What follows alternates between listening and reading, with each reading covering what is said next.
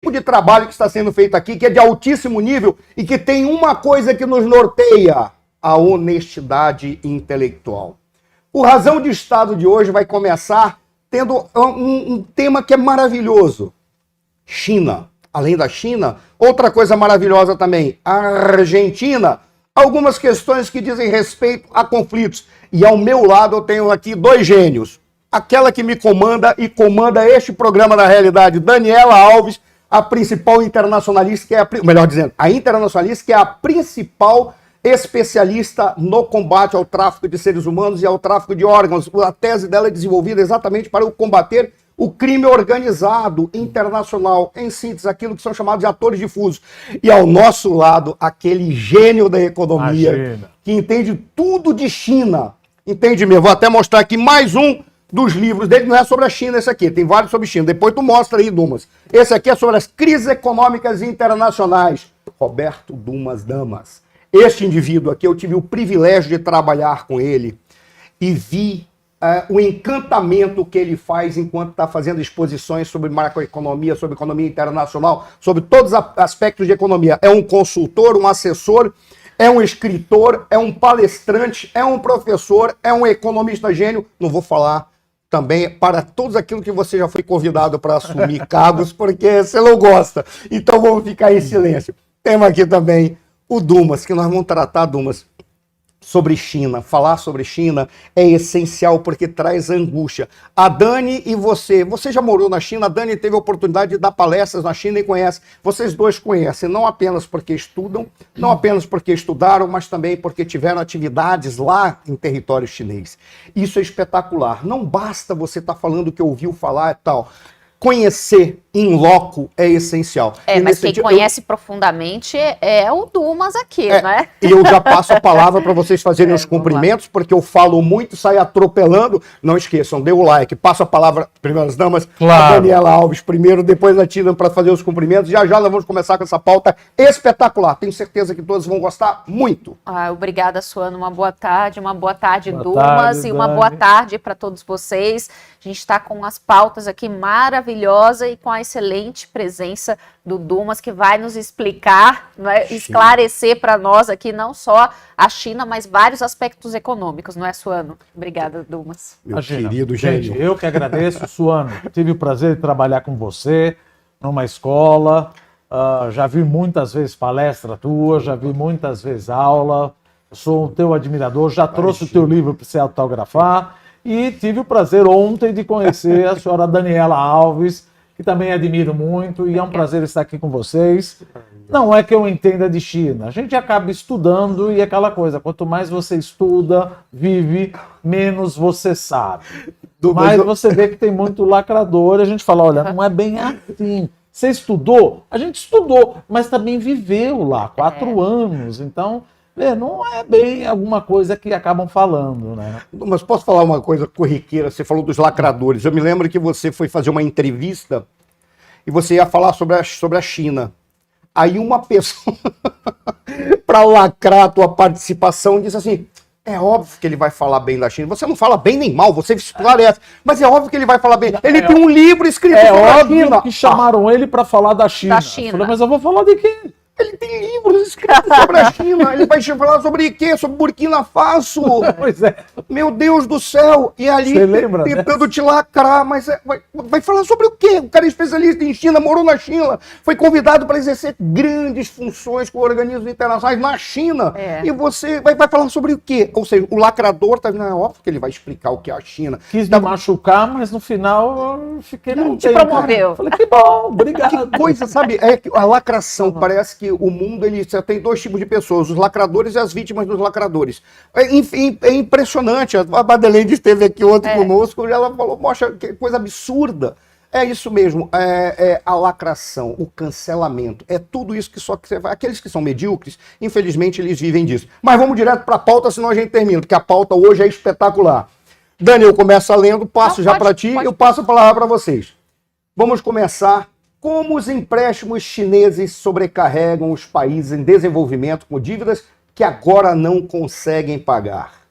Depois de emprestar Olha que coisa curiosa. Isso aí, a notícia estava em inglês e em espanhol. Já lê o correto. 1,3 trilhão de dólares aos países, porque em espanhol é milhar de milhão. Em espanhol, né? Eles não têm o bilhão significa trilhão para eles. Né? É milhar de milhão. Então, depois de emprestar 1,3 trilhão de dólares aos países em desenvolvimento, principalmente para grandes projetos de infraestrutura, a China mudou o seu foco para resgatar muito desses mesmos países das suas pilhas de dívidas. Agora nós vamos começar. Creio que começa com o Dumas, que é um economista e vai explicar melhor do que se trata. Só vou jogar um problema. Olha que coisa, não é um problema. É uma curiosidade que denota a inteligência dos chineses, independentemente de quaisquer críticas que podem fazer. Primeiro, eles emprestavam para construir obras de infraestrutura. Aí o que eles perceberam? Aqueles países têm dívidas, não apenas com eles. O que é que eles fazem? Emprestam dinheiro para pagarem as dívidas, ou seja, estão comprando as dívidas. Isso é de uma inteligência estratégica gigantesca ou é dar um tiro no escuro porque não se sabe se eles vão pagar ou não, Dumas? Veja, se você analisar macroeconomicamente os países para quem eles emprestaram, era mais do que evidente que esses caras não iam pagar. Sim. Você pode falar de um project finance, não um financiamento do projeto, uma estrutura de project finance, onde a receita do projeto se paga, poderia até ser, mas estava meio que na cara que não ia acabar pagando. Mas qual era o interesse do chinês? Primeiro veio a crise de 2008. Ele falou, olha, a gente precisa melhorar as nossas logísticas, precisamos parar com esse negócio de consenso de Washington e fazer o consenso de Beijing. Entrou Xi Jinping e fez o Belt and Road Initiative, que é a nova Rota da Seda. Veja, se você for fazer a nova Rota da Seda, é melhor fazer por portos. Não por rodovias, não por estradas, etc. Mas o que o chinês quer? Óbvio que ele quer o retorno. Mas uma coisa que precisa ficar claro, o chinês quer muito mais o que a gente chama de sharp power. O que é o sharp power? Eu te empresto dinheiro e você entra na minha zona de influência. Mesmo que você acabe não pagando. O dinheiro importa para o chinês? É óbvio que importa. Ele eventualmente saberia que não iria pagar? Em alguns momentos poderia saber. Quer receber de volta? Quer receber de volta. Mas mesmo que não receba, ou receba, você sabe que aqueles países que você emprestou, mesmo que você paga de volta, você entrou dentro da zona de influência dele. Você não vai votar contra esse país, provavelmente numa votação dentro da ONU, etc. Veja, coloquei 100 bilhões de dólares na tua economia. Então, como é que você pode votar? Então, isso chama o Sharp Power. Você tem o Soft Power, que são os institutos confucionistas, que buscam ensinar mandarim, etc. O Sharp Power, que eu vou te ganhando e cooptando de uma forma delicada através de trazer investimentos, que são bem-vindos. Aliás, tem uma coisa que a gente precisa parar de falar, que eu ouço muita gente falar, quer dizer que nós vamos vender o Brasil para o chinês? Gente, pelo amor de Deus. Uma coisa é concessão. O que o chinês vai fazer com uma hidrelétrica? Ele vai pegar água, botar nas costas e levar para Xangai? Ele vai pegar a estrada e levar embora e vai levar para Beijing? Isso é concessão. Se a concessão não for bem feita, ele perde a concessão, assim como muitas empresas perderam concessão de rodovia e aeroportos aqui. E mesmo espanhóis, não vou citar o nome, posso errar alguns espanhóis perderam concessão de transmissão de energia elétrica. Foi lá, o chinês entrou. Se você não faz corretamente do jeito que está o contrato de concessão, você perde. Você não vai levar a turbina embora.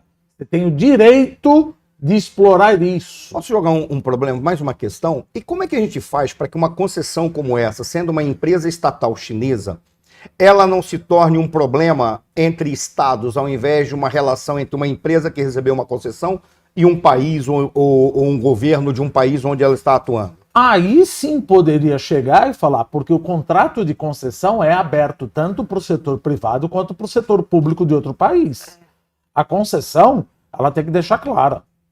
Ou seja, quando eu monto o contrato de concessão, eu não estou falando, olha, tá, assumindo que não tem corrupção. Olha, isso daqui é para um setor para uma empresa do setor estatal de tal país. Não, o contrato de concessão eu quero que você faça com isso, DEC, FEC de eletricidade, qualidade nas estradas, recapeamento, etc. Se não fizer de acordo com o que a gente quer, você acaba perdendo. Agora, se tiver um conluio entre dois estados, onde o contrato de concessão é feito, olha, esse contrato é para você explorar, no final das contas, o que o governo ganha? O governo vai ganhar porque ele dá uma carapuça de estadista, mas acaba vendendo uma concessão que parece que é uma privatização. Então não faz muito sentido. Você destrói, principalmente no Brasil, que é uma demonização, né, quando você fala privatização, concessão. Então, isso aí você está dando um tiro no pé se você fizer essa concessão e a concessão fica uma porcaria. Temos concessões porcaria? Tem, mas por que vocês não tiram a concessão desse cara? Pois é, porque aqui o problema é que é mal feito, não é o problema da concessão. A concessão é mal feita. E tem outra coisa também, viu, Suano? Que muita gente, na época que eu trabalhei em privatizações de energia elétrica, muitas das tarifas eram indexadas ao IGPM, Índice Geral de Preços Mercado. E todo mundo falava, tá vendo por que o preço da tarifa está subindo? Só que o IGPM é composto de 3 índices. É o que eu já ia te perguntar para deixar claro. IPC, Índice de Preço ao Consumidor, de lado. IPA, Índice de Preço ao Produtor Atacado, que aí vem o preço de commodity e câmbio, e o câmbio reflete o risco fiscal, e o Índice Nacional da Construção Civil. Então, quanto maior o risco fiscal, que acaba culminando com uma depreciação cambial, maior o índice de preço ao atacado, o índice de preço ao produtor atacado, que corresponde a 60% de IGPM. Então, às vezes, a tarifa sobe porque o risco fiscal aumentou, acompanha o raciocínio, o risco fiscal aumentou, o IPA, que faz parte 60% de IGPM, subiu, e o que está na concessão é reajustado pelo IGPM. Qual seria o melhor? O IPCA. O IPCA. Porque, aliás, tem uma coisa apenas o IPCA. Sem criar... A não ser que você tenha uma receita em dólar. Porque aí ninguém vai querer ser reajustado. O IPCA, dificilmente nós temos concessões em dólares, a não ser exploração de petróleo. Mas a maior parte da concessão é tudo em reais. É tudo em reais. Então, por exemplo, tem uma coisa que eu aprendi com o professor. Você sabe por que os nossos... Curiosidade aqui, né? Você sabe por que os nossos aluguéis são indexados pelo IGPM? Não. Não tem motivo nenhum. Não tem motivo nenhum por ser indexado ao IGPM. Só que na década de 70, o governo manipulava o IPC. Sim. Era uma forma de não ter a manipulação. Então vamos botar na FGV, que não está ligado ao governo, é uma autarquia, e lá ele não manipula. Então colocaram, não tem nada a ver um aluguel ser indexado ao IGP, que por sua vez é um proxy de câmbio e proxy de risco fiscal e proxy de preço de commodities. O que tem a ver a tua casa ser indexada ao dólar? Só que botaram jabuti, você vai numa empresa e fala, eu quero que seja IPCA. Ah, mas sempre foi o IGP. Não quero mais o IGP. Botaram o jabuti para resolver o problema da jabuticaba e o jabuti agora já é pior. Acabou. E aí você vai numa empresa que aluga e fala, não, mas sempre foi assim. Não aceite, vamos para IPC. Mas voltando, pelo Sharp Power que a China consegue cercear a turma e fazer. Desculpa. Imagina, Dumas, é o seguinte, e como ficam esses países agora que não têm condições de pagar essa dívida? A China vai tentar fazer um novo empréstimo para eles? Como é que vai ficar isso? Veja, tem uma teoria, não sei se a frase está correta, de John Kenneth Galbraith. Quando você deve $1 bilhão para o banco, você está na mão do banco. Quando você deve $1 trilhão para o banco está na tua mão. Então é melhor você renegociar. É melhor você renegociar. Você não vai falar, olha, não pago. Ah, então eu vou embora. Vou te chamar numa corte. Que corte, cara pálida? Numa corte de Beijing? Numa corte aonde? Como é que eu vou pagar? Então, provavelmente, essa coisa vai continuar rolando. E veja, vamos fazendo de uma maneira a cooptar cada vez mais os países. De novo, pelo amor de Deus, ele tem um interesse econômico, Claro. ele tem um interesse de desenvolver infraestrutura, porque é uma maneira mais fácil de escoar a produção excedente dos chineses, não depender Sim. de uma infraestrutura precária que encarece Claro. o produto do chinês. Veja, eu quero mandar para o teu país, mas eu não consigo chegar no teu país porque não tem porto, não tem estrada, então deixa eu construir. Eu construo, aí meu produto chega mais barato. Pois é. Então é aquela coisa, eu quero uma coxinha, tá, com 1 ou 2 Guaranás, com 1 ou 2 Coca-Cola. Não, mas é uma venda casada. Você acaba fazendo uma venda casada. Então veja, tem um interesse por trás que vai muito além do simplesmente fazer infraestrutura. Sim. Tem a infraestrutura, mas também tem o sharp power. Porque olha como, por exemplo, já puxando o lado dos BRICS+, colocaram Argentina, a Arábia Saudita, me ajuda aqui, Sim. Emirados Árabes, Egito, Etiópia e Irã. Sim, Isso. colocou no banco do... Gente, mataram o Nil de 2001. Sim. Nil Não, não falava. foi no banco, foi nos BRICS. Nos nos BRICS, BRICS, é. desculpa, BRICS. né? No banco. E depois O vai fazer banco, ele parte do pode banco. emprestar para todo E mundo. depois vai Ele fazer faz parte isso, do ele banco. colocou nos BRICS. A Argentina entrou no banco dos BRICS, nos BRICS para quê? Para pegar dinheiro do New Development Bank. Sim. Tá na cara. Isso. É óbvio. Só para deixar claro Tio para o público, o que o Dumas está falando é que o BRICS, o BRICS na realidade era a BRIC, começou Brasil, Rússia, Índia e China, incorporou a África do África Sul, do agora Sul. incorporou mais 6 países. mais 6 países fazendo parte dos BRICS. Agora pode E falar o do BRICS, O'Neill, né? que inventou isso daí, se eu Ele não me jamais engano, imaginou isso. ele falou o seguinte, gente, o BRIC, na realidade, ele tem uma conjunção de fatores. Qual é? Esses países, em 2001, eles têm uma potência para crescer assustadoramente em 2010, 2020 e 2030. A hora que você coloca Etiópia, a hora que você coloca Irã, a hora que você coloca Argentina, Emirados Árabes, tudo bem. A hora que você coloca outros países, você fala, não existe mais o sentido da formação do BRIC. Existe muito mais uma geopolítica que a China começa a querer dominar e, infelizmente, o Brasil acaba perdendo. Que o Brasil, ele tinha 20% de voz nos BRICS. Agora não. Sim. Agora não. 10%. no Agora máximo. são 11, vai, 11, vamos dizer. 9%, 10%. Vamos arredondar para 10%. Ele Então, perdeu. em 11. Ele perdeu. Então ele poderia falar, não quero esses países. Mas eu não posso brigar com a Argentina. Não, o pior não é a subserviência, é a incapacidade de entender estrategicamente como o mundo funciona. Isso a gente encontra na nossa política externa, mas isso vem a um longo período. Acho que poucas vezes na nossa história nós tivemos personalidades que pensaram uma política externa de Estado. Vamos tentar imaginar. No período do Império nós tivemos. Sim, nós tivemos ali em determinados momentos. Nós tivemos o Getúlio Vargas, no momento da equidistância pragmática, que foi o período da guerra. Deixemos de lado o regime varguista, mas ele pensou o Brasil se inserindo num contexto que você tinha 2 malucos, na verdade, um monstro e alguns malucos brigando por ali. Não, eu vou ficar de um lado ou do outro, como é que eu vou negociar? Inclusive, olha que coisa curiosa, meu mestrado e meu doutorado foi sobre um cara que todo mundo dizia que ele estava do lado da Alemanha. Eu provei que não só ele não estava no lado da Alemanha, como ele estava negociando com os Estados Unidos para trazer os Estados Unidos para a esfera do Brasil. Na realidade era isso, então eles ficavam negociando, você não traz a siderúrgica para cá? Então a gente vai pegar a siderúrgica da Krupp. Não estavam nem aí para a Alemanha, eles não queriam saber de Alemanha. Na realidade eles ficavam jogando, foi o período da equidistância pragmática. Tivemos mais quando? Nós tivemos na época do Geisel, nós tivemos aquele o pragmatismo responsável, eu estou me lixando para a questão de bloco ocidental, eu estou pensando nos interesses do Brasil.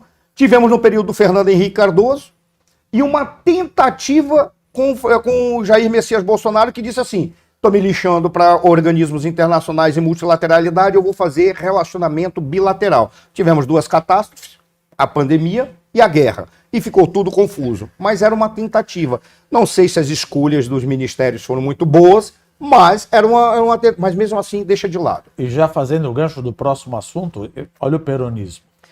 Mas é exato. Olha o peronismo, como é que ele se... Mas olha a situação que eu quero te colocar, quando eu disse assim, nós nunca tivemos e nós não pensamos estrategicamente. Por fato, e só para a gente tentar, eu lembro que a Dani estava, na época que o Seire News estava trabalhando e como consultoria, eu já cheguei a falar isso para ti, a Dani já chegou a falar, já chegamos a falar isso em programas de TV.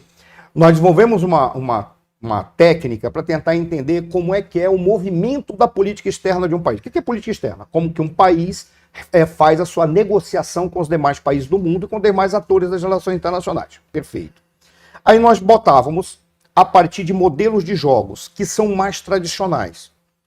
Modelo americano é o pôquer. Tem todas as armas nas mãos, então ele sabe que ele tem o maior jogo, por isso ele pode blefar. Então ele fica blefando assim, Duma, se você passar aquela linha, eu bato em você. Pô, o cara tem a maior potência militar do mundo, além de ser o maior poderio econômico. Tudo bem. Então ele joga como jogador de pôquer, fica blefando. Os russos, como enxadristas, têm a mesma quantidade de peças e fica tentando utilizar raciocínio estratégico. O chinês, ele joga, eu me corrijo o nome do jogo, como Weiqi ou Go. Como é que é o Weiqi? Quando você falou aí a respeito de que, não, ele não está preocupado em comprar o país, ele quer trazer para sua área de influência. Como é que é o Go ou o Weiqi?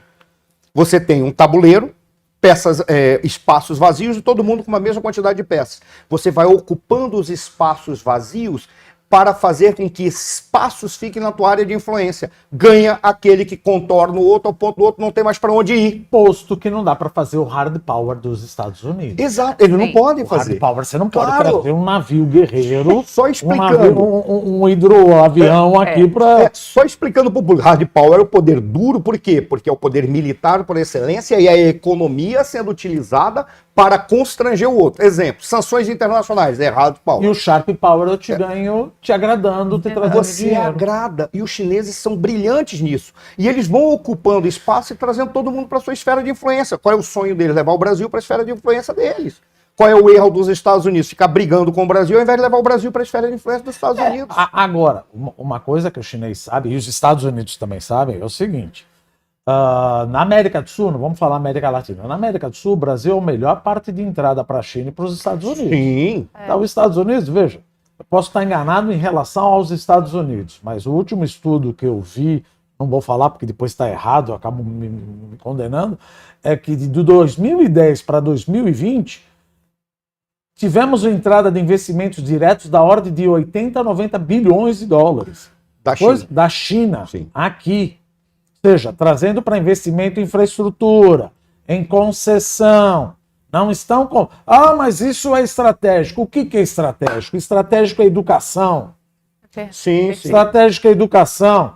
Mas o meu petróleo é estratégico. Isso, por isso que Singapura está apanhando, né? Por isso que Singapura está um horror. E a Venezuela está uma maravilha. Cara, o Irã está ótimo. Uma pena que você não falou, a gente tivesse colocado as fotos de Singapura, o que era, e Singapura o que é. Singapura está cheio de petróleo. Isso é estratégico. Não. Não, tô sendo parece, não é casaca, não vira casaca. Mas Dumas, parece quando você olha as fotos do que Singapura é, o que parece aqueles filmes de ficção científica que você sai de um planeta que está destruído e você coloca um planeta que fez terraformação. Educação. Você olha, não é possível. Educação você não tira. Exato. Produtividade total dos fatores. Isso tem teoria de solo. Antes da gente ir para a Argentina, Dani, quando você teve...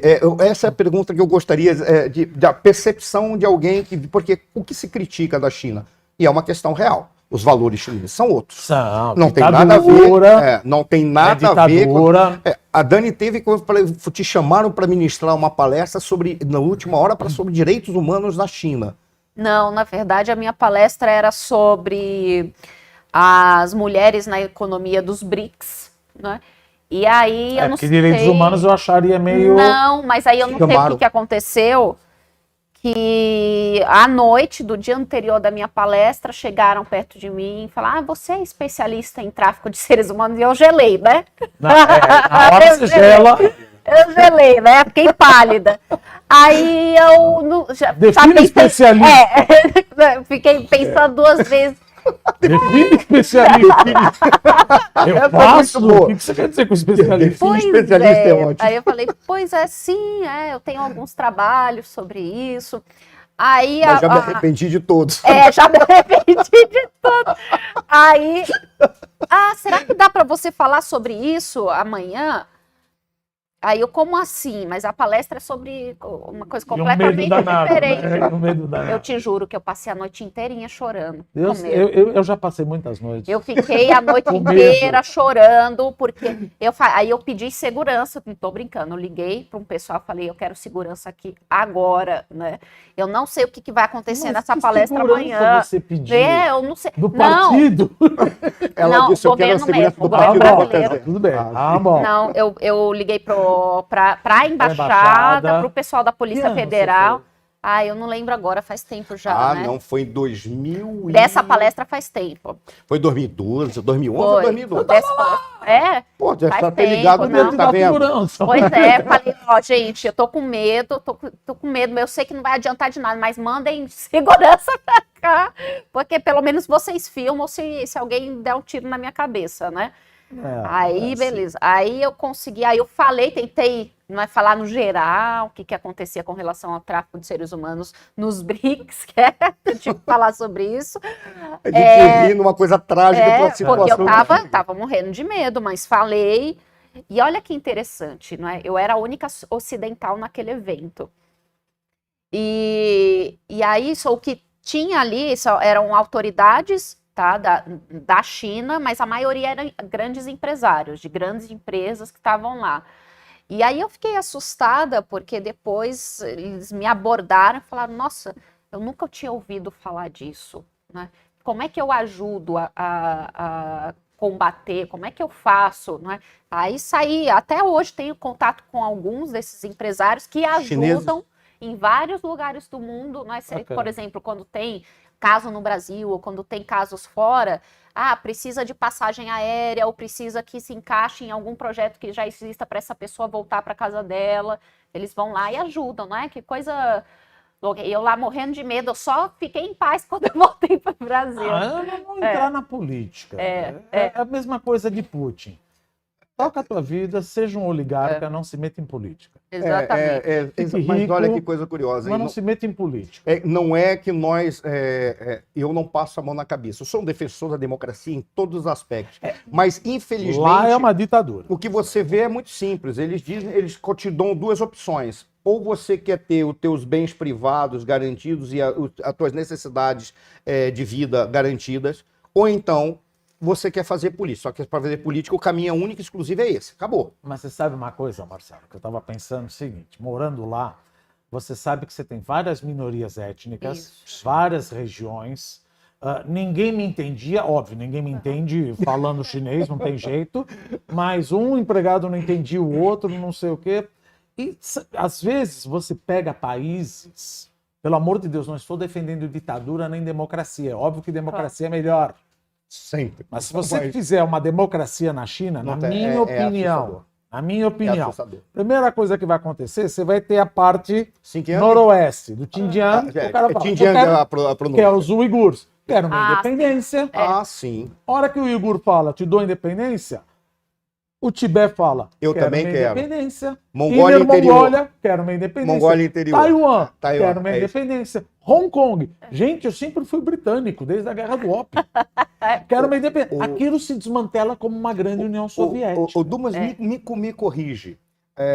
Não China, estou defendendo a ditadura. Não, a China tem 92%. Não dá para ser democracia lá. 92% da etnia é Han. 92% da etnia é Han. 8% de várias etnias, sendo que majoritariamente são dos uigures. É isso. Isso. Né? Muçulmanos. Só que 8% da China, da população da China, é um Brasil, praticamente. É quase o Brasil. 200. É isso aí. Você pega aí. Você vai ter aqui 120, 110 milhões, a Argentina, metade do Brasil. Metade do Brasil. É gente pra caramba. E é gente suficiente para trazer muitos problemas de desequilíbrio na sociedade.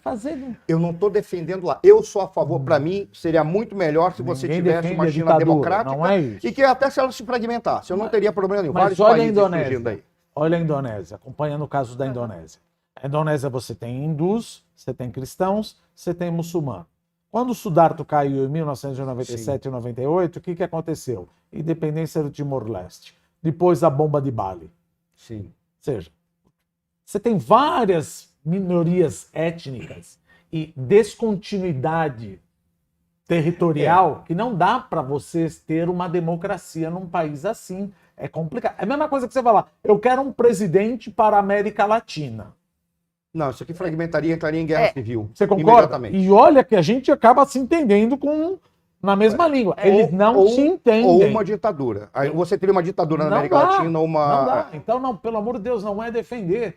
Mas veja o que aconteceu quando o Sudarto caiu depois da crise asiática. Para defender o meu ponto de vista. Essa é a razão pela qual eu preferiria que a China fosse em vários países. Vários países. Por quê? Porque numa realidade como essa, eu me lembro que eu tinha um professor que ele dizia o seguinte: quando começaram a cair os muros das economias, dos regimes socialistas e comunistas, todo mundo olhava para a China e dizia, agora a China tem que cair. É verdade, em 1989. Aí todo mundo falava assim, a China não pode cair. Os intelectuais e os analistas, os estrategistas, em especial nos Estados Unidos, diziam, a China não pode cair, porque se cair, vai ter uma guerra civil lá dentro e vai ter uma fragmentação que provavelmente vai ter 10% de imigrantes no mundo. Na época, a China tinha quase 1 bilhão. Seriam 90 milhões de imigrantes no mundo, espalhando pela Ásia e tentando chegar em todos os lugares. Como é que você dá conta desses refugiados, desses imigrantes? Não tem como.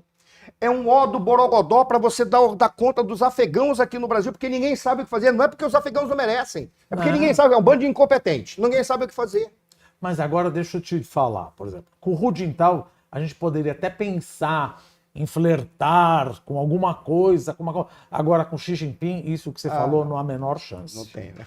Na minha opinião. Claro, a menor chance a gente não pode falar em política e economia, que a chance é zero. Não existe.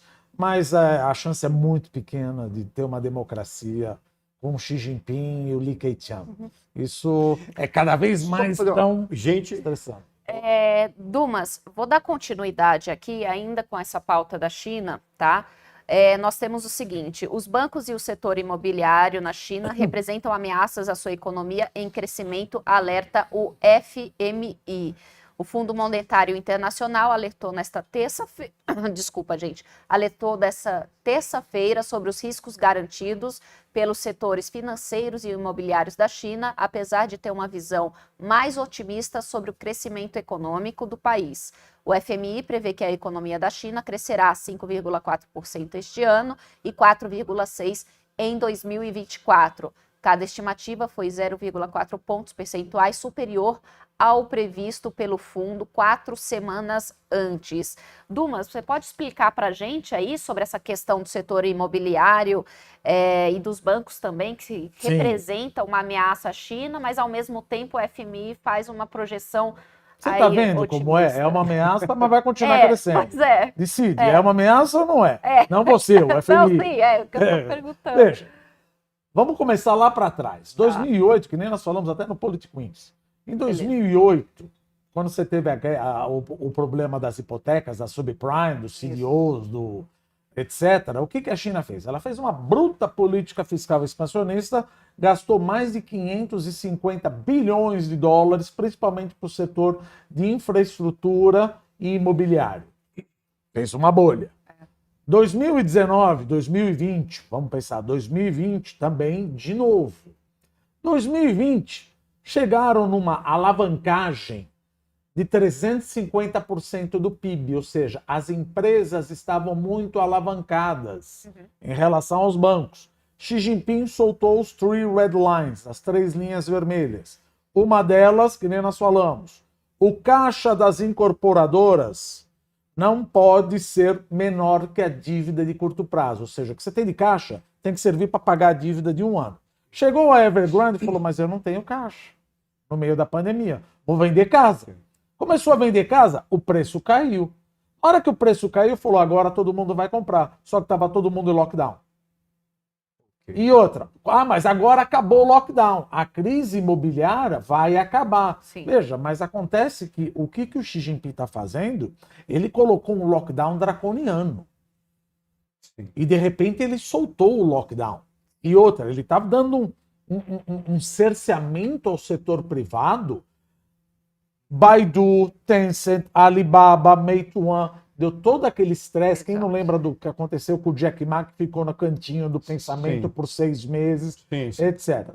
Então o setor privado e a população está percebendo que o Partido Comunista Chinês está cada vez mais entranhado na sociedade. E o consumidor chinês, ele fica com receio de comprar coisas de alto valor, como automóveis e casa. E isso prejudica mais ainda o preço da casa, levando ainda Covent Garden com problema, Evergrande com mais problema, mas aonde bate isso daí? 1/3 do PIB chinês é relacionado a ativos imobiliários. Então essa crise imobiliária, ela foi self-inflicted, auto-infligida pelo próprio Xi Jinping. Por erro estratégico, erro de decisão, ou ele o fez já prevendo alguma jogada adiante? Não sei se ele tinha previsto. Ele queria mexer, não vamos falar Titanic, né? Vamos falar o transatlântico. Isso. Só quando você mexe o transatlântico, muita gente balança. Você quer diminuir a alavancagem? E, gente, mas em 2008 você mandou eu dar dinheiro para todo mundo. Agora você está mandando eu vender tudo? E ele falou, palavras dele, casa é para morar, não é para especular. Então ele deu aquele cerceamento, isso impactou a economia. Falou, bom, mas agora quando o preço está mais barato, que nem eu falei, você vai comprar. Eu não vou comprar porque, veja, quando acabou o lockdown, muitos chineses, principalmente os mais idosos, não estavam com a terceira dose. Então, por exemplo, o número de pessoas cremadas, que antigamente falava dos crematórios, não falam mais. E o Xi Jinping, o governo, se vangloriava, se eu não me engano, de que 2019, 2020, 2021, se eu não me engano, eles tinham tido 17 mil mortes. Meu Deus, 17 mil mortes eu tinha no Ipiranga, onde eu moro, 17 mil mortes. Só que já morreram, pelo menos, de acordo com a Universidade de Fudan, vão morrer pelo menos mais 2 milhões de chineses. Ainda esse ano, porque eles não estão vacinados.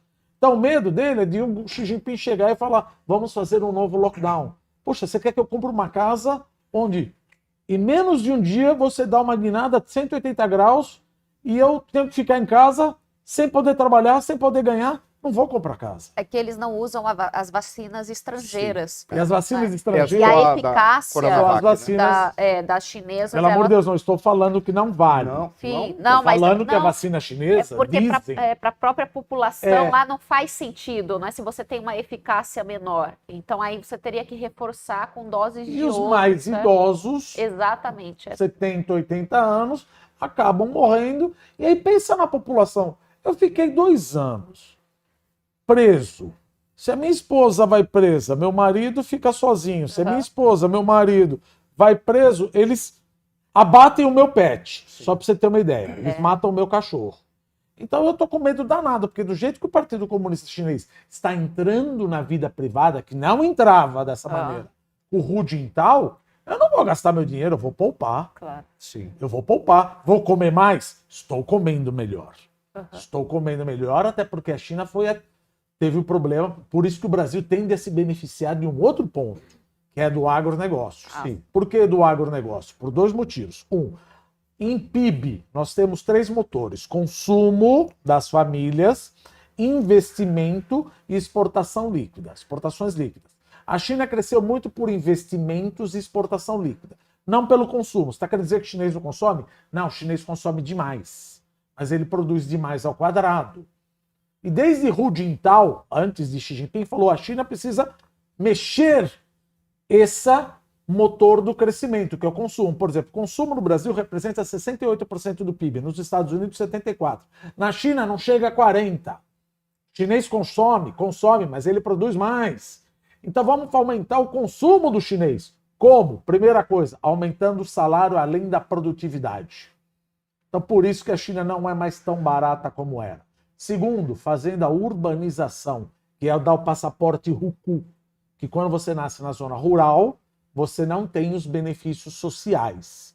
Quando você tem os benefícios sociais, é que você ganhou o passaporte chamado Hukou. Portanto, você pode gastar mais. E outra, em 2018 e 2019, a China foi acometida da febre suína. Sim.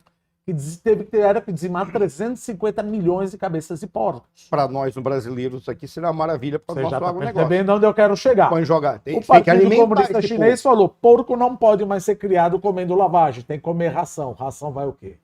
Milho e soja.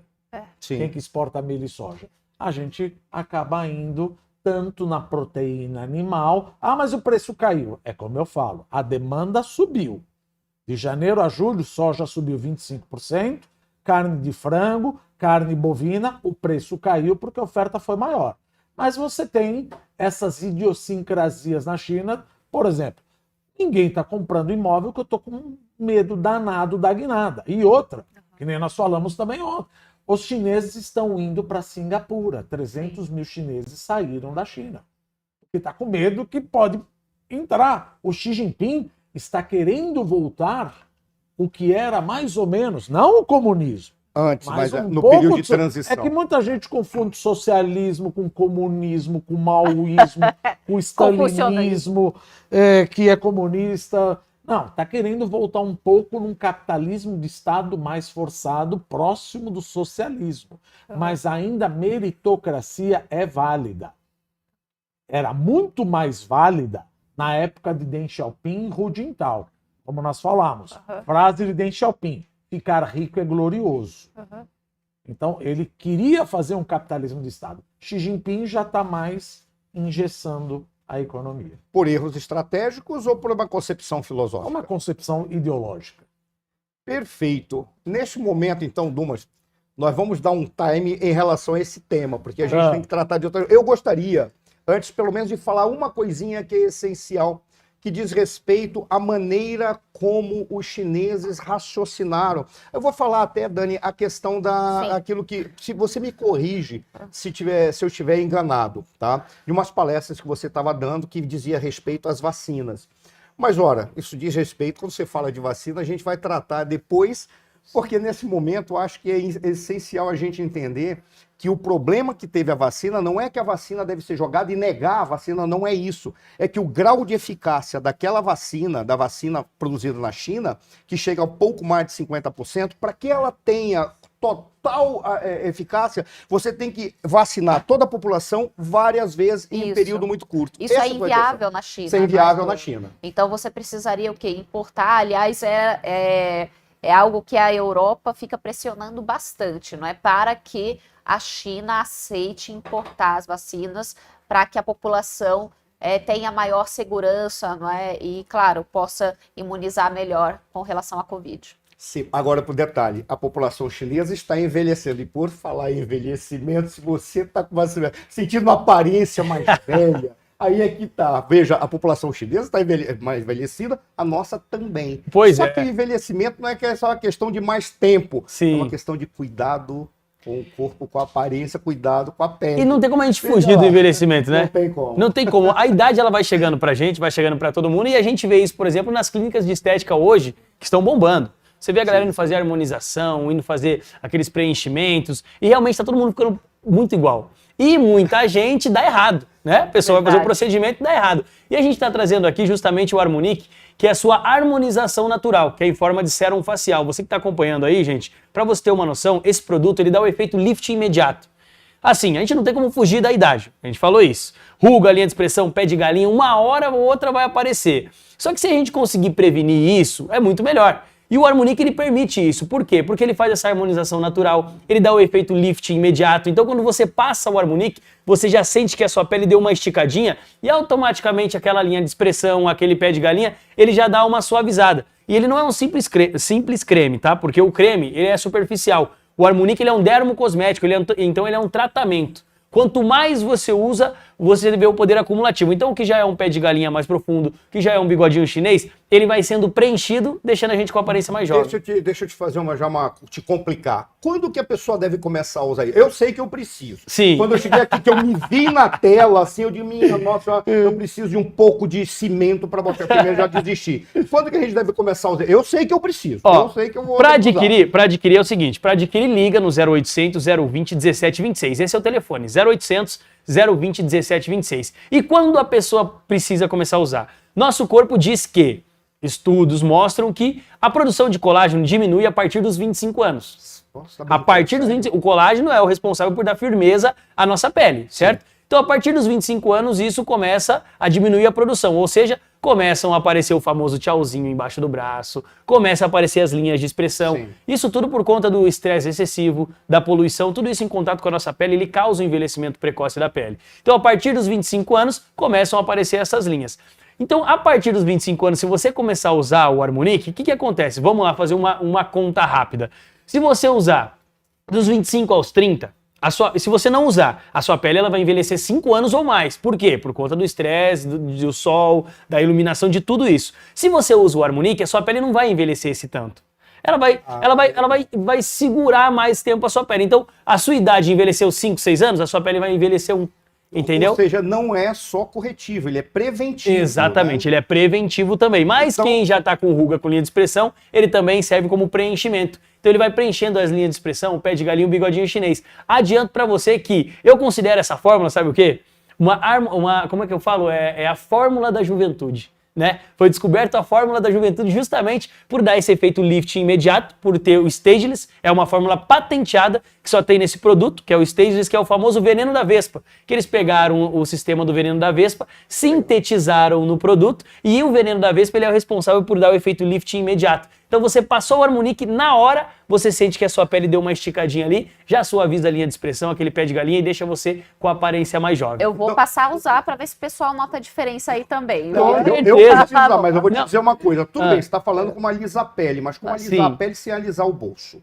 Qual é a promoção que você pode fazer aqui? Não, tem que dar. Eu já te vi umas promoções legais em vários lugares. Tem um detalhe, pessoal, fazer um comentário. Cara, outras coisas que você também apresenta. É espetacular. É espetacular, né? É por conta da tecnologia. É espetacular. A fórmula patenteada, só o Harmonic tem o Stageless, que é o veneno da vespa, então é exclusivo. Para você que está acompanhando, você não experimentou nenhum produto igual ao Harmonic. Adianto para você ligar na nossa central, que é o 0800 020 1726, porque nós estamos no mês de novembro. Vale lembrar que a Black Friday tá aí, certo? Sim. Final do mês é 20, 24, se eu não me engano, a Black Friday. Sim. Mas eu vou fazer o seguinte, para quem tá acompanhando o programa agora, você que tá acompanhando aqui, eu vou adiantar a Black Friday. Então você vai ligar no 0800 020 1726 e vai ter preço de Black Friday na harmonização natural no seu Harmonic, então não perde tempo. Já liga agora na nossa central, que é o 0800 020 1726 e garante preço de Black Friday no Harmonic, na sua harmonização natural, para dar adeus à ruga, pé de galinha, linha de expressão e ficar com a aparência mais jovem. Então, não perde tempo, liga agora no 0800 020 1726 e peça seu Harmonic com preço de Black Friday. Quanto tempo?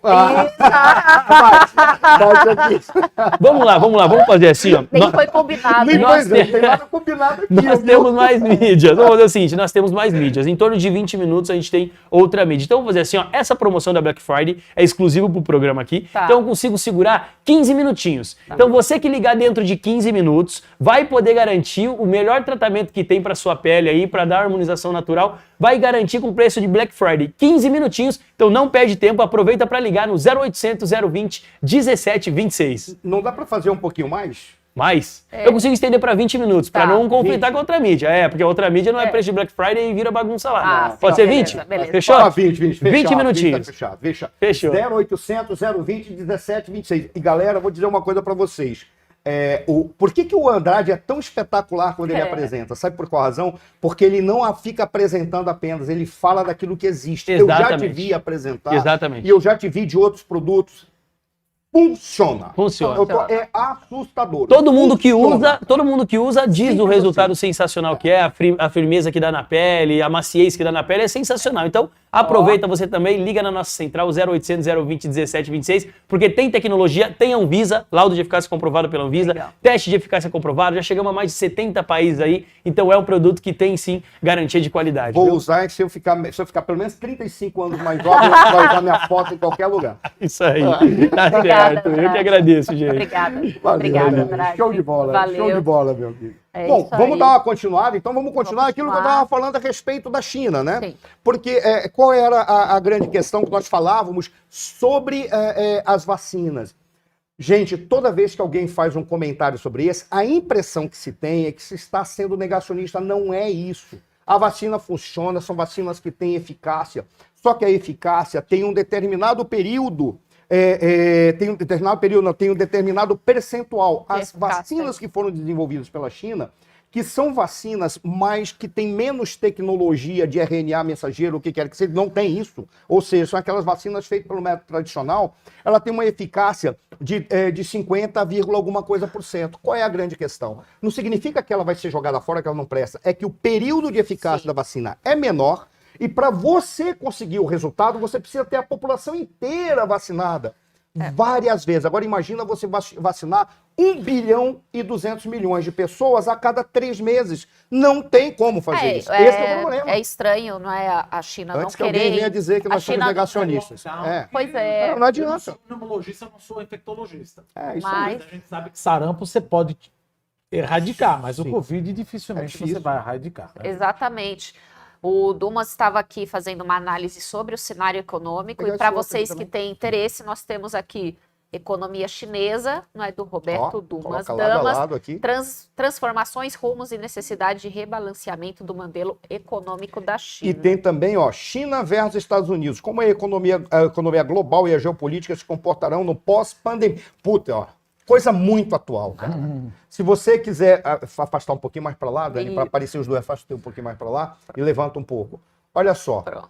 Se você quiser se tornar um consultor, procure coisas mais adequadas e trabalhos sérios. Mas aí tem que ser as palestras e os cursos do Dumas. Aqui é uma só introdução, o livro não basta. Né? O livro é um material para acompanhar os cursos do Dumas aqui, com certeza, né? Obrigado, gente. Gente, olha, tem muita coisa para falar. E nossa, que a China, ela absorveu porque é um tema interessante. Dani, tu queres fazer a chamada da Argentina? Não, vamos lá, pode tocar aí. Está acontecendo alguma coisa na Argentina? Ah, imagina, a Argentina é um poço de surpresas e de tristeza a ver. E olha, a Argentina é uma coisa espetacular, cara. Eu sou apaixonado pela Argentina. Buenos Aires é realmente uma pérola. Puerto Madeira é uma coisa espetacular. Mas tem uma coisa na Argentina que estraga a Argentina, que não é o argentino. É uma coisa que o argentino inventou, que não serve muito. E nós, brasileiros, temos a nossa versão, que é o peronismo. Mas isso a gente deixa de lado por enquanto, que a gente vai tratar da eleição lá.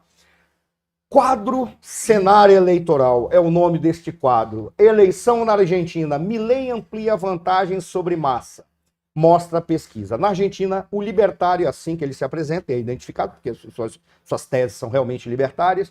O libertário Javier Milei amplia sua leve vantagem e aparece com 51,8% dos votos contra 48,2% do ministro da Economia, Sérgio Massa. Olha que absurdo.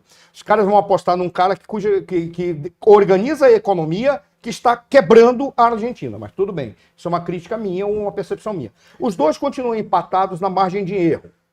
Mas a diferença já foi menor. Só que a margem de erro dessas pesquisas é de 2%. Eles estão com 3, alguma coisa. Significa o quê? Que o empate é um empate para o Javier, tá? Na pesquisa anterior da empresa argentina... Opa, só que eu dei uma perdida aqui.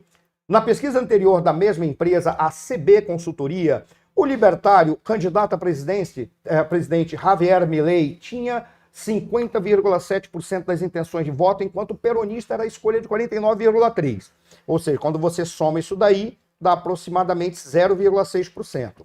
Mas a Massa liderava com folga, melhor dizendo, com folga a província de Buenos Aires. Dá até para a gente fazer uma reflexão por que os grandes centros tendem a apostar em porcarias. Não é só na Argentina, em qualquer lugar do mundo, tá?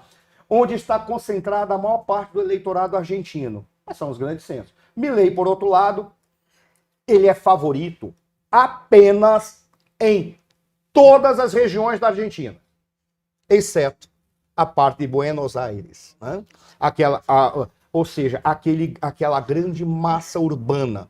O que é curioso, porque realmente nas massas urbanas você tem normalmente umas periferias que não recebem políticas públicas adequadas, seja dos seus prefeitos, seja dos governadores, seja de quem quer que seja.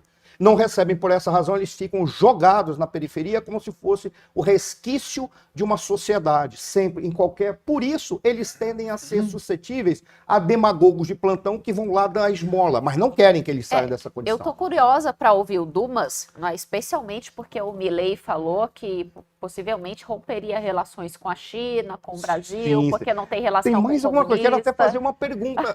Quero fazer perguntas da política econômica que o Milei falou, pois trouxe a gente... Aí ele exagerou um pouquinho, né? Ele vai dizer, olha, ele falou que ia romper com a China, ele quer a autonomia, a independência, ele não quer autonomia, quer a independência do Banco Central, quer dolarizar a economia. Está na sua plataforma também a educação privada, retirar, ou se não é retirar, pelo menos canalizar para a educação privada e não para a educação pública. Tem mais alguns outros pontos. Legalizar a venda de órgãos. A legalização, e aí vai ser contigo, Dani, tá? Mas a legalização da venda de órgãos. Vamos começar contigo, Duma, porque como poucos pode chegar e dizer, esse programa de governo, pelo menos lá eles têm, né? Curioso, é um país que não tem problema. Pode ter umas falhas aqui ou ali, mas sabe, pelo menos o cara está dizendo, eu quero chegar ali dessa maneira. Tem uma proposta ali. Tem uma proposta. Como é que você avalia esse programa de governo no aspecto econômico com essas propostas dele? Começando pela parte, rapidamente, do Sérgio Massa. Parece que a Argentina não aprendeu nada e não esqueceu nada. Exatamente. Eles não aprenderam nada, não esqueceram nada. Se a gente estivesse falando, vamos fazer os fiscais do Sarney, quem tem mais ou menos a minha idade vai entender. Sim. Agora eles colocaram as velhas e boas tablitas. Estão colocando congelamento de preço. Gente, não deu certo. Se estivesse fazendo na Estônia, na Letônia, na Lituânia, onde eles não entendem isso, talvez que não tiveram, poderia ser. Mas veja, eles fizeram isso no Plano Austral, fizeram isso antes do Plano Austral, o Gutierrez fez, não deu certo. Mas vamos lá. De 2003 a 2023, desde quando entrou Néstor Kirchner, a base monetária, pasme, aumentou 25.000%. Existe um relacionamento promíscuo do Tesouro e o Banco Central, que graças a Deus o Brasil não tem. O que é isso? O que é isso? O Tesouro gasta e agora no Brasil o que acontece? Ele emite dívida e alguém vai comprar, etc. Tal. Lá não. Como muito pouca gente está querendo comprar, a não ser o Banco Central, a não ser o FMI, o Tesouro gasta e pede para o Banco Central imprimir moeda. Só que quando você imprime moeda, isso gera inflação. Aí a gente fala, sério mesmo que nós estamos discutindo isso? Isso é uma coisa da década de 70. Isso é uma coisa da década de 80. Da quarta série. Pois é. Não é possível, cara. Não dá. E aí quando você gera mais inflação, 7% do PIB que você dá de subsídio, ele é devorado pela inflação. Então você dá mais subsídio. Não tem dinheiro, imprime mais. Não, mas você está falando de 2003 a 2023. Tá bom, então vamos falar do Sérgio Massa. Nos últimos 12 meses, a base monetária subiu 76%. A inflação está 140%. Então, gente, está 140%. Então você vai voltar num cara que fala, não estou falando, não estou defendendo, eu estou falando os prós e contras de cada um. Já vou falar pró e contra do Javier. O Sérgio Massa, ele estava lá, ele aumentou a inflação de 90, 95, mais ou menos, para 140. E agora ele está dando mais subsídios. Ele não mostrou um plano ainda. O Javier falou o seguinte, ele já foi com a motosserra. Ele nem falou de Banco Central independente, ele falou, não vamos ter Banco Central. Melhor ainda, no caso dele, né? Que é libertário. É que aí tem um problema, né? Tem um problema. Ele acaba sendo, se ele fizer isso, ele acaba sendo uns estados dos Estados Unidos. Sim. Ele perde completamente a política monetária. Sim. Às vezes não tem problema perder a soberania. O problema é o choque assimétrico. A soberania no questão da monetária. Ali no caso, ali talvez seja até bom. Na caso monetário não tem problema. O problema é o seguinte, você pode ter choque assimétrico. O que é o choque assimétrico? Às vezes, a economia dos Estados Unidos está muito aquecida. Então ele vai baixar juros. Mas a economia da Argentina precisa subir juros. É óbvio que o Jerome Powell não vai olhar para a Argentina e falar o que você está precisando, que eu suba ou caia juros? Eu vou fazer o que eu quero. Sim. Esse é o primeiro ponto. Risco de choque assimétrico. Outro ponto. Atualmente o dólar está apreciando. Se você dolarizar, que ainda vai ter um problema, você vai perder competitividade. Porque agora a tua moeda é o dólar. E o dólar está apreciando. Quando você vê o DXY, que mostra que é uma cesta de moedas composta de euro, Japanese yen, a krona, o Swedish krona, o franco suíço, etc. Você está vendo que o dólar está apreciando. Outro problema. Terceiro problema. Aonde você vai arranjar dólar? Você precisa de pelo menos 32 a 50 bilhões de dólares para substituir a base monetária. Existe dólar? Existe pelo menos $1/4 de trilhão de dólares dos argentinos depositados lá fora. Não, mas na hora que ele dolarizar, a grana vem. Cuidado, não vamos esquecer o que aconteceu com De La Rua. Ele soltou o corralito. Esse dinheiro é privado. É. Ou seja, ninguém é maluco de pegar um dinheiro que está garantido e levar para uma economia que está em aposta. Que De La Rua já fez o Sim, corralito. exatamente. Ele fez E depois o Durralde fez o corralão com dólar também. Exato. Você já passou por isso. Ah. Então, Só te fazer uma pergunta do choque assimétrico, ver se essa informação bate. A impressão que eu tenho foi há muito tempo que eu via que a economia da cidade de Nova York correspondia à economia argentina. Isso é real? difícil dizer. Eu acho que se você quisesse ter alguma simetria, seria muito mais em relação ao Brasil, né? Você vai dolarizar uma economia. Eu não tenho. Veja, Porque uma vez eu vi uma pesquisa, eu vi num artigo do jornal, que o isso cara dizia for assim, verdade, não é mais. A economia de Nova York era o mesmo tamanho da economia argentina. Não. Isso tamanho não quer dizer muita coisa. O problema é o ciclo econômico. Certo. É o movimento. Se você está crescendo, se você é grande e eu tenho o mesmo tamanho, não significa que a mesma política monetária serve. Agora, se você está crescendo e eu estou diminuindo, uma política monetária não serve para nós dois. Mas sabe por que eu falei isso? Porque quando você falou do choque assimétrico, comparando, ou seja, a Argentina ficaria submetida à economia americana. Completamente. Ou seja, porque a moeda americana ela corresponde à economia americana e não à economia argentina. E a economia e o dólar corresponde à economia americana. Então, a taxa de juros dos Estados Unidos seria a taxa de juros da Argentina. Então, se a Argentina fizer isso, ela tem de piorar muito para melhorar. Por que piorar muito? Porque para você fazer isso, você tem que dar aquele subsídio. Porque aqueles caras que estão vivendo, que você tem 40% do nível da pobreza, ele vive graças a um subsídio. Ou seja, ele é alcoólatra. Ele é alcoólatra. Você não pode tirar a bebida do cara de uma vez. Então você vai arrancar esse subsídio porque você não tem dólar. Então esse cara vai arranjar no nível de completa, sei lá, abaixo do nível de subsistência. Sim. Como é que eu vou fazer isso se eu não tenho dólar? Se eu quero cortar o subsídio? Então, como é que você pode fazer isso? Outra coisa, você tem título público, por exemplo, você é argentino, Buenos Aires, etc. Eu tenho título público que está investido em fundo de investimento no Banco Argentino. Esse título público está em peso. E agora? Não tem mais peso, eu vou ganhar dólar? Você tem dólar para me pagar? Ou seja, então eu vou ter o calote da dívida pública. E a conversão vai ser no valor de dólar pela proporção do peso ou no momento que dolariza, um peso vale um dólar aqui? E não é só a base monetária, você tem que pagar o M1, o M2, que são os agregados monetários. Eu tenho um investimento em peso, vamos supor. Como é que você vai me pagar isso daí? E outro ponto, que vai dinamitar o Banco Central, também não é, isso é uma bobagem. Porque, veja, da mesma maneira que você tem na zona do euro, veja, a zona do euro começou lá em 1946, que nem nós falamos ontem, quando o Winston Churchill fez o discurso na Universidade de Zurique, falando que nós precisamos ter os Estados Unidos da Europa para evitar uma terceira guerra mundial. Mesmo assim, a Europa, a zona do euro, está tendo choque assimétrico. Se você pegar a Letônia, Lituânia, Estônia, a França, a Alemanha, a Espanha, está todo mundo com inflações díspares, que eventualmente a taxa de juros do European Central Bank, do Banco Central Europeu de 4%, não serve para todo mundo.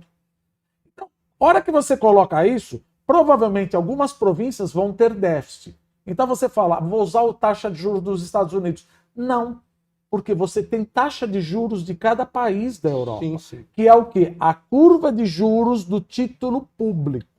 Então Buenos Aires gastou demais. Ah, mas a taxa de juros dos Estados Unidos está 5,5%. Sim, mas Buenos Aires está quebrado, então a taxa de juros vai para 25%, 30%.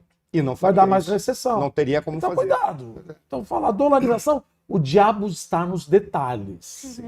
E quando ele fala, pior mais ainda. Quando eu falei de Nova York, que foi esse artigo que eu vi em algum local, tem muito tempo, talvez nem esteja mais, era para mostrar a discrepância que tem entre você, da economia norte-americana para a economia argentina, para você utilizar como moeda a moeda de um país que é uma moeda estável, não à toa. 70% do mundo tem os seus recursos, tem as suas reservas em dólar, porque acredita, porque corresponde àquela economia, e não a essa razão pela qual eu disse, Olha, se esse artigo Fazer a moeda fala a dos verdade, BRICS. se esse artigo fala a verdade, a economia argentina não corresponde a uma cidade, a maior, que seja a maior cidade do mundo, mas não corresponde a uma cidade. Mas em economia, para você adotar uma moeda, não é questão do tamanho, é questão de nós estarmos no mesmo ciclo econômico. Perfeito. Estamos crescendo? Estamos. Estamos no mesmo nível de taxa de inflação? Então, no caso, você admitiria, se estivessem crescendo, ou seja, se você não estivesse... está crescendo, está com uma inflação de 140, Estados Unidos está com uma inflação de 5, 3,80. Ou seja, que política monetária você vai adotar com uma inflação de 140 e o outro está com uma inflação de 3,8%? Usando até as palavras do Milei, né? A Argentina hoje está mais próxima da Venezuela do que dos Estados Unidos. Olha, e até vou jogar, para as pessoas não acharem que aqui é todo mundo... como eu falo em todo lugar, se americano eu fosse, certamente republicano eu seria. Já assumo de antemão. Da mesma forma que se argentino fosse, certamente, mesmo com essas questões, no Milei, eu votaria. Peronismo, não. Não é questão de falar mal de ideologia, é questão de acompanhar desde Perón. Marcelo, é acompanhar desde Perón, é acompanhar desde a Evita, é acompanhar desde Nestor Kirchner, desde a Cristina Kirchner, o Maurício Macri, que sucumbiu, não era peronista, voltou a Cristina, voltou o Alberto Fernandes. Então isso aqui, como dizem os advogados, isso é fático. Não dá certo. Mas a questão é o seguinte, não é ser contraposto ideologicamente. É você estudar um pouco, verificar a história. Errou. No início o peronismo trouxe alguma coisa que ele produziu uma alavancagem e ele acabou fazendo um subsídio. Acabou, todo mundo se acostumou com isso. Não aprendeu nada, não esqueceu nada. E é interessante, né? Porque lá existe o peronismo até hoje, mas no Brasil não existe o getulismo. Você vê como as coisas são. Não, eu sou getulista. Mas o Fernando Henrique Cardoso veio para barrar isso. Por isso que falaram que criticaram o Fernando Henrique Cardoso, quando disse, eu quero destruir o Estado getulista. Ele queria uma outra realidade. Aí renasce uma espécie estragada de getulismo. Porque o Getúlio diz, eu sou o pai dos pobres, sou o pai dos pobres. Aí chegou alguém dizer que o Getúlio era o pai do pobre e a mãe dos ricos. O que eu estou vendo agora é que tem uma mãe dos ricos e não tem pai de ninguém. Veio uma nova versão para copiar o que tinha de fracassar, não, limitado ou esgotado no getulismo, que é o que a gente vê no Brasil. Não temos o peronismo, mas veio uma coisa que tem a mesma mentalidade. Mas para você ver como o negócio na Argentina é complicado. Sim. Sérgio Massa, em inglês, desculpa falar, business as usual. Sim. Tudo continua como antes. Não vai mudar nada. Javier Milei, gente, você precisa mostrar como fazer. Você não tem dólar, você já deu calote. E outra, economia é uma ciência social. Não é uma ciência natural. É a mesma coisa que falar, somos os fiscais do Sarney. Eu não acredito mais. Vou dolarizar. Gente, do Halde já me deu uma porrada. Sim. De la Rua já me bateu. Sim, exatamente. Convertibility Plan com cavalo Menem, eu não esqueço. De 1991 a 2001. Tivemos 7 presidentes em 5 semanas. É isso mesmo. No final do Convertibility Plan. Então aí vem um cara e fala, vamos fazer a mesma coisa, um pouquinho mais diferente? A gente pode fazer então o plano real, que é o RV. Pode, mas aí é questão do argentino acreditar nisso. Com todo respeito, mas para fazer isso, eu já vou jogar o outro problema para Dani, mas para fazer isso eles têm que levar aquela equipe econômica que fez o plano real contigo lá. Aí eles podem fazer um plano real. E convencer que agora vai dar certo, um fundo de estabilização. Então, como eu te disse, para a Argentina melhorar, mas eles não estão no fundo do poço? Olha. Estão. Só que agora acabaram de jogar uma pá e falou, continua cavando mais um pouquinho. É isso mesmo. É isso mesmo. Cava mais um pouco. Porão. Você vai cair, porão no fundo. Talvez. Veja, não é uma questão de estar defendendo tal ou qual. Mostrou-se aqui os problemas que o Javier trouxe. Dos dois. Dos dois, mas convenhamos. Aí, como eu disse, se americano fosse, isso assume em todo lugar. Certamente republicano eu seria. Da mesma forma, se argentino fosse, certamente antiperonista eu seria. Posso ser sincero numa coisa, me metendo na tua seara de política? O Javier, se ele quiser pegar um pouco da turma do Bullrich, ele precisa maneirar no que ele fala. Ah, sim. Ele para de falar mal do Papa Francisco. Mas eu falo o que eu quero. Não falo o que quer. A gente não fala o que quer nem pro cônjuge. Ele tem que aprender a calar a boca um pouco. Não faço com a China, que é comunista. A China não é comunista. Como é que você tem 14 trilhões de dólares Ele de bolsa de pode- ele valores? pode- e aí eu já vou jogar para ele que isso E é o principal parceiro comercial Mas tem que dele. ver uma coisa, faz isso daí ele não precisa Mesma dizer coisa, que vai Brasil. romper com a China. Nós precisamos rever a maneira de negociar com a China. Perfeito. Já é o suficiente. Não Para precisa trazer ficar o Bull enchendo o Rich, que é a saco. turma. Exato. Pra Porque trazer a Patrícia. o pessoal, mas que se tenha 50%, 60% da Bullish já foi para ele. O que falta é aqueles 40% Mas aí ele tem que que estão com maneirar. medo dele. Isso, Ele tem que calar a Tem boca. que maneirar. Se ele começa a ficar muito doido, corta o cabelo. Presidente, Começa pelo a... amor de Deus. Corta o cabelo. Presidente. Já vai ganhar uns 5%. Não, e ele aí. não penteia o cabelo. Ele não penteia. Pois Ele já é, assumiu. então já fica uma Mas, coisa mas é uma coisa que midiática. seja. Mas só que tem um detalhe. Presidente, pelo amor de Corta o Deus, cabelo. não vá na data do 9 de julho da Argentina, que é a data da independência da Argentina, não vá ofender ninguém. Cala Te a boca. acalma um pouco. Agora eu vou fazer essa pergunta para Dani. Toma um Dani, Rivotril, né? Um clonazepam, fica calmo um pouquinho. Dani, Verdade. como é que fica essa questão do tráfico, da questão venda de da órgãos? venda de órgãos? Porque você é especialista nisso, você fez a crítica. O exemplo que você apresenta nas suas óbvio palestras que que é tem do que falar Irã, isso é você, né? Não, vou falar, do vou Irã, falar. né? Pode Tu ficar. fala do exemplo do Sim, Irã. E aí? Marcelo, é o seguinte, o Milei, ele colocou essa proposta de ter um mercado de órgãos lá na Argentina como uma forma de aumentar o número de transplantes, tá? Essa foi a fórmula que ele colocou. O único lugar do mundo que existe um mercado de órgãos legalizado é no Irã. Mas aí no tem Irã. a condenação à morte. E né? Tem e o mercado mesmo- ilegal também, né? Isso, e Chutando mesmo aqui. tem, porque o que as pessoas pensam, bom, se você legalizar o mercado, se tiver um mercado, vai acabar com o tráfico de órgãos, e não acabou. Não é? Na verdade, aumentou o número de clínicas ilegais, não é? E aliás, Execuções sim, sem muitos julgamentos. execuções, né, sem muitos julgamentos. Então, não resolveu o problema. E outra questão, que são as questões éticas, né? Ora, isso significa o quê? Que apenas as pessoas com dinheiro terão a possibilidade de ter um órgão, né? Então, aí você zera a fila realmente, né? Porque, então, quem vai entrar na fila para poder comprar Eu não aquele zero que a tem fila, dinheiro. eu não zero É a fila. aquele, Eu tô que bem lá tem pra trás. dinheiro. Então, não é uma proposta viável também. É. Não é uma proposta viável, porque quando você vê um dos países que tem os maiores índices de doação do mundo, que é a Espanha, por exemplo, eles trabalham muito a educação desde criança. Fora isso, existe lá uma confiança muito grande no sistema de saúde espanhol. Tá? Algo muito difícil, né, em alguns países disso acontecer. Mas então você tem um misto lá da credibilidade do sistema de saúde espanhol, mais a questão da educação, mais as campanhas também relacionadas à doação. Então você tem um sistema que é bem transparente e a população entende o sistema. Tá? Como ele funciona.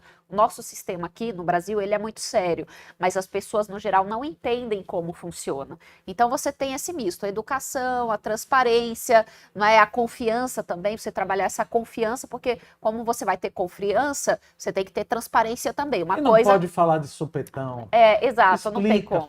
Acalma um Isso, pouco, explica. Fazer uma Exatamente. pergunta, em termos eleitorais, uma declaração como essa, você acha que tem algum impacto? E esse impacto é positivo ou negativo? Porque 90% das pessoas não tem noção do que ele está Mas falando. aí que tá, Suano, depende como ele falou. Se ele falou, vou permitir a comercialização de órgãos, ele entende muito bem, já começa a me assustar. Fala assim, como assim? O que é isso? Comercializa. Então, mas gente que precisa de dinheiro, eu vou vender um pedaço do fígado. Exato. mais ou menos Assim isso. funciona? É isso aí. Exato. E você tem também Começa esse a outro, assustar. mais essa questão ética também, né? Da pessoa que, por exemplo, está numa situação miserável e ela vê a possibilidade de vender um órgão, né, para conseguir algum dinheiro. Então, você tem esses limites éticos, né? Porque como você vai colocar de fato isso? Não tem como, sem ultrapassar limites éticos, sem uma exploração de fato de pessoas que estão abaixo da linha da pobreza, essa é a realidade. Então, você tem vários 9%. problemas. Você tem 7, vários 9%. problemas sociais com relação a essa proposta em si, Marcelo. Como o povo recebeu isso depende até do cenário, como as pessoas conseguiram perceber essa proposta dele, como o Dumas falou, como ele falou. Bom, ele de fato falou da comercialização de órgãos, tá? O Isso é um nome fato. comercialização Não Pois caiu. é. Não foi adequado. Mas foi às adequado. vezes é como a pessoa vai entender. Eu fiz uma pesquisa, Dumas, lá no meu mestrado, e aliás, junto com equipes, com a população em geral, mas também tinha uma parcela ali de profissionais da área da saúde que trabalhavam em transplante. Né? Aí eu fiz várias perguntas para fazer uma análise lógica. A minha primeira pergunta foi: mas se aquelas pessoas que estavam sendo entrevistadas, se elas eram a favor da doação, né, com a questão da solidariedade livre, espontânea. Assim, a maioria estourado disse que sim. No meio disso, até chegar na última pergunta, fiz várias outras perguntas, tá, com relação a transplantes e doação de órgãos. Quando eu cheguei na última pergunta, eu perguntei o seguinte: você, se no caso de você ou sua família, não é alguém da sua família, precisasse de um órgão e não tivesse, não é, por exemplo, aliás, se a sua família precisasse de um órgão, não é, e tivesse uma longa fila, alguma coisa assim que eu perguntei, nesse caso de extrema necessidade, você compraria? A esmagadora maioria também disse que compraria. Assim, de fato. E também, quando eu fui analisar... Onde que tem que entrar também uma regulamentação. Exato. Quando de fato eu trouxe para analisar o que os profissionais da área de saúde, da área de transplantes responderam, foi o mesmo resultado da população em geral, também a favor da doação. No entanto, não é, se algum familiar, não é, ou a própria pessoa precisasse, não é, estaria disposto a comprar. Aí é uma revelação bombástica, não é? Porque aí você precisa entender como a população pensa quando ela é confrontada eticamente com questões, né, que ela vai precisar tomar uma decisão de fato. Né? Olha, eu vou jogar outra questão da Argentina, mas antes só fazer um comentário. Pelo fato dele ser libertário, ele olha tudo como o mercado regula. Então ele esquece que tem que ter uma regulamentação para isso. Isso é Estado. Como ele quer retirar o Estado o máximo possível desde que o mercado regula, o conselho que eu daria, pelo amor de Deus, senhor Milei, Javier, cala a boca. Não fala sobre essas coisas, pelo amor de... que ele não vai fazer isso. Se ele for eleito, vai ter um monte de gente que vai dizer assim, Javier, pentei o cabelo. Começa por aí. Pelo amor de Deus, está assustando. Mas não dá para destruir o Banco Central. Pelo amor de... Cala a boca, vai adiante. Você está avançando já com aquelas pautas que mostram para a Argentina que o argentino não tem chance. É um povo lindo, um povo maravilhoso, um país espetacular. O peronismo estragou e essa gente que está governando está estragando mais ainda. Pelo amor de Deus, Javier, cala a boca. Desculpa sair um pouco aqui do tema, mas aqui fizeram uma pergunta, Dumas, que foi da Fátima, que até estava querendo te perguntar no Politicoins e eu esqueci. Vou aproveitar agora, tá? Dumas, você concorda com a moeda digital que o governo pretende fazer? Eu acho que ela está falando do Drex, está saindo completamente da pauta aqui, não, né? Tudo bem, vamos começar. Veja, moeda digital, sim. Tá. Perfeito, ótimo. É o sonho moeda digital... Gente, vamos deixar claro o seguinte, moeda digital, ela tem o lastro da moeda do Banco Central. Não estamos falando, eventualmente, de criptomoeda, de Bitcoin. Não estou falando também mal do Bitcoin. Que é muito melhor. Sim, mas acontece o seguinte, você precisa ter um Banco Central, porque o Bitcoin é um problema. Vamos pensar. Vai tudo bem. Mas vamos botar nesse ponto aqui, só rapidinho. Depois a gente conversa. Não, só nesse ponto. Por exemplo, se eu sou o Banco Central e estou vendo a economia cair e eu mando em Bitcoin, o que eu quero que aconteça com o preço do Bitcoin? Suba. Só que se eu subir, eu vou prejudicar mais ainda a economia. Sim. Então não dá para ficar na mão do Nakamoto. Foi ele que criou. Foi ele que criou. Não dá para que ninguém sabe ficar na quem mão ele do Banco Central. Tem que ficar na mão de uma autoridade monetária. Então o Drex está na mão da autoridade monetária. Então, sou a favor. Agora, fazer tua fezinha num criptomoeda, tudo bem. Agora, chegar no anarquismo e falar, vamos fazer a criptomoeda como a moeda do povo, eu e você, existe um interesse contraditório. Eu quero mais é que o Brasil se exploda e o meu preço e a minha moeda suba. Eu não vou emitir mais moeda. Eu não vou minerar mais. Só que se eu não minerar mais, eu vou levar o Brasil ao hecatombe. Então, eu preciso ter uma autoridade monetária que tenha o objetivo de buscar, entre aspas, o bem-estar da moeda. porque isso vai prejudicar justamente mais. Eu e você nós vamos ganhar. Como, Mas pobre vai como perder. nós temos uma outra pauta, Deixa eu mas só- deixa eu a só Dani que é colocar aqui. a Dani é especialista nisso. Eu tenho as minhas reticências, Dumas, porque é o seguinte, eles vão utilizar a tecnologia blockchain, né, para fazer isso. Perfeito. O que significa? Quando você coloca a tecnologia blockchain com uma autoridade central, que a blockchain tem os seus princípios de descentralização, né? O poder não está numa mão só. Então, quando a gente pega essa tecnologia e coloca nas mãos de um governo central, assim, isso me lembra muito Collor, sabe? Porque no aperto de um clique, botãozinho, num retira, clique, confisca a sua retira, poupança. drena todo mundo. Não é só a poupança, retira Eu tudo. sei, mas aí, veja. E ainda não colocaram travas, pelo menos no código-fonte Sim. deles, não tem travas Mas com relação a tirar isso. o Banco Central na emissão da moeda, Não, isso não. mas é aí que É. tá. Fazer o blockchain, ótimo. Fazer o Drex, ótimo. Quando você fala, vamos fazer o Bitcoin, o Banco Central tá fora. Não tem Banco Central. Mas Não, nem mas coloca não. essa Bitcoin, ideia desculpa, do não Bitcoin. tô falando do Bitcoin, tô falando do Não, criptomoeda. eu particularmente, a Dani Vamos falar já Bitcoin. completa, que a Dani é especialista. Eu particularmente mantenho o real do jeito que está e todo mundo começa a entender melhor e a minerar criptoativos, criptomoedas. E não cria o DEX, porque o medo que eu tenho é exatamente desse poder que vai ser dado ao Estado para ele fazer assim, ó. O que eu acho que tem Esse que é o ter medo que eu ainda tenho. são travas dentro do código-fonte, Mas isso todos têm, toda autoridade monetária tem. mas ainda não tem. Não, E código-fonte outra, não você, tem. é difícil você pegar. E da mesma maneira que eu chego e falo, de hoje em diante você está proibido de fazer Bitcoin. Mas Não não tem quero como. mais tem como, transacional. mas não tem como. Mas é que tá, eu Porque não é posso dar, descentralizado, eu tá não pelo posso mundo. dar o poder da moeda na tua mão. Então, mas é Você o tá poder com na mão do povo. Mas é o poder na Então, o poder na mão do povo. O banco é que sobra com isso, Então, porque que cada um é um banco. Aí eu concordo com o Milei, eu sou a favor. Aí, como é que a gente vai botar o poder na mão do povo? O que a gente fala? Nós vamos fazer agora um Big Brother?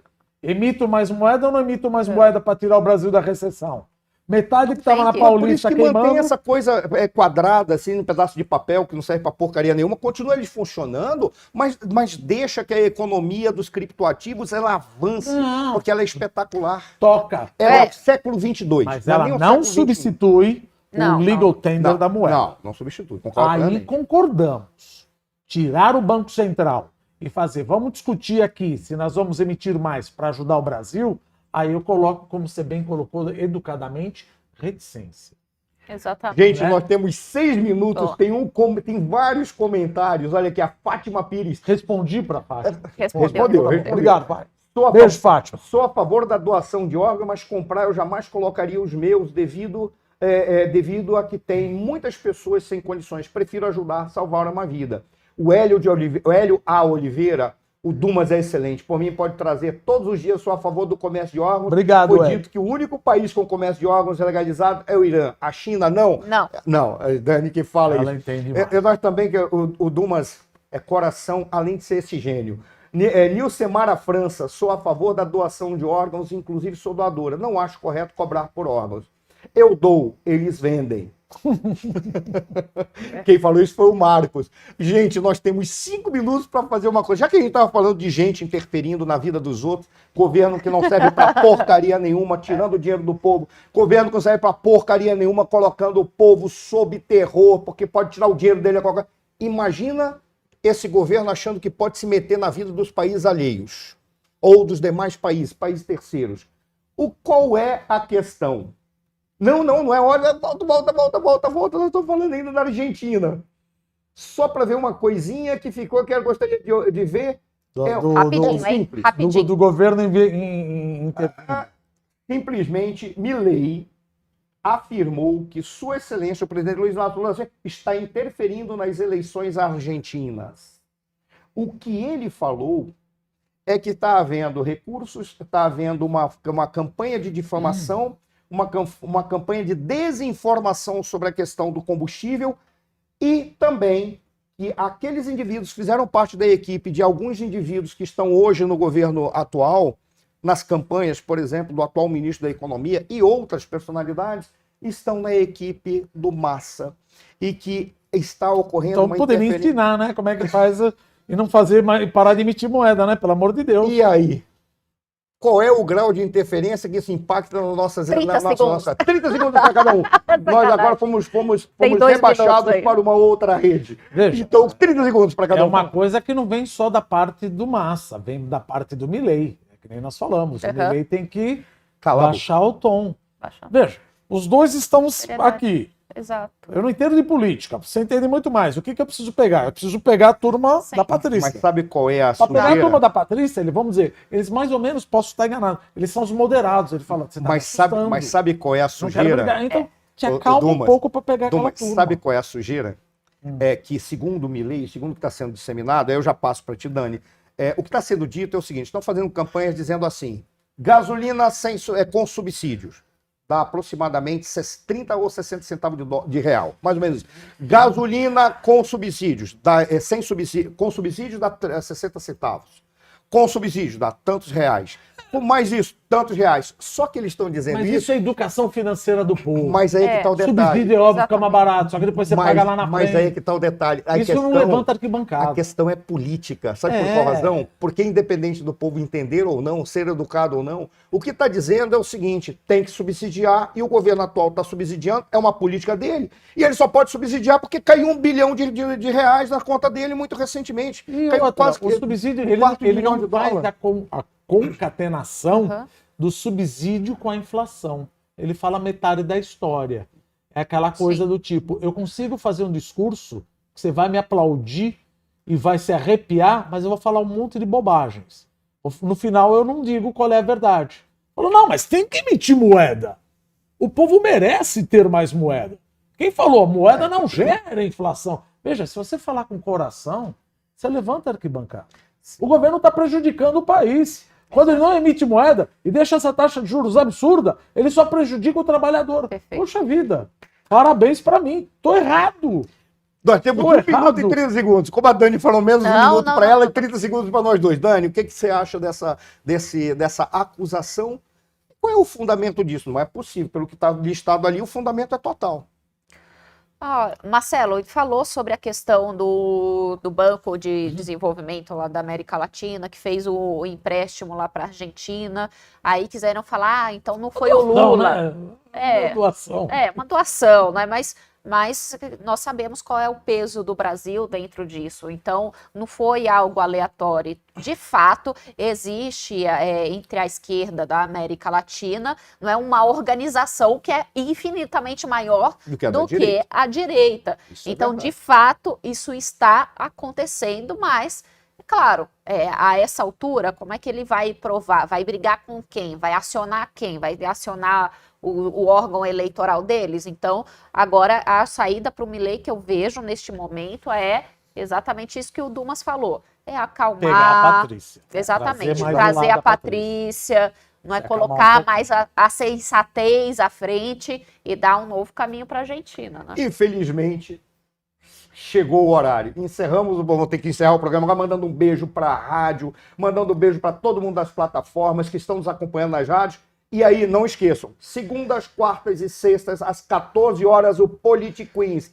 3 damas espetaculares, rainhas da política, ou melhor, do entendimento da política. Eu adorei do Politiqueens ontem, eu vim e achei excelente. É espetacular. E nas terças e quintas, às 16 horas, Razão de Estado. Na quinta-feira, hoje nós tínhamos que falar de Olho do Conflito, alguns conflitos lá no ventre da Ásia, e nós vamos falar na quinta-feira. Agora, me despeço, nós nos despedimos. Duma, o teu tchau. Dani, o teu tchau, por favor. Gente, muito obrigado, foi um enorme prazer sempre estar com vocês são absolutamente simpáticos e caridosos, dando oportunidade para a gente falar e discordar. Como é que é? Adorei. Tenho reticências. Exatamente. Tenho reticências. Ela discordo totalmente. E vou te dar uma reticência. Tchau, vou usar com meus alunos. Obrigada. Gente, até quinta. Até amanhã, no Politiqueens. Tenho reticências.